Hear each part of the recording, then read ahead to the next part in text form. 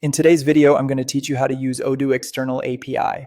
To get started, open your Odoo account and look toward the top area of the screen for your profile icon. This is where your personal account settings are typically stored, and it's the starting point for managing access-related features. Go ahead and click on your profile icon to open the account menu. If you're following along inside a shared company workspace, make sure you're signed into the correct account before moving on, since API access is tied to the user profile you're currently using. Once that menu appears, select Account Security.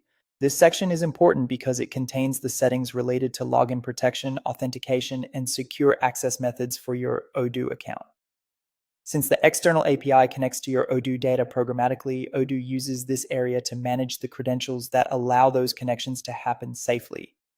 Opening account security is the key step that takes you from general account settings into the area where API credentials can be created and managed. After that, look for the option labeled New API Key and click it.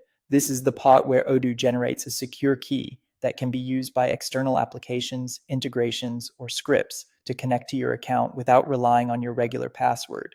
When you create the key, make sure to store it somewhere safe right away. In many systems, an API key is only shown once at the time it's created, so if you close the window or move on without saving it, you may need to generate a new one later. As you save the key, treat it like a password. Don't paste it into public documents, screenshots, or shared messages, and only use it in trusted tools or environments. A secure password manager or another protected storage method is a good place to keep it. This helps reduce the risk of unauthorized access and makes it easier to retrieve the key later when you're setting up your integration. At this point, you've completed the essential setup needed to begin using the Odoo External API. You accessed your profile settings, opened the security section, and created a new API key for external connections. With that key saved securely, you're ready to use it in the app, script, or service that will connect to your Odoo account.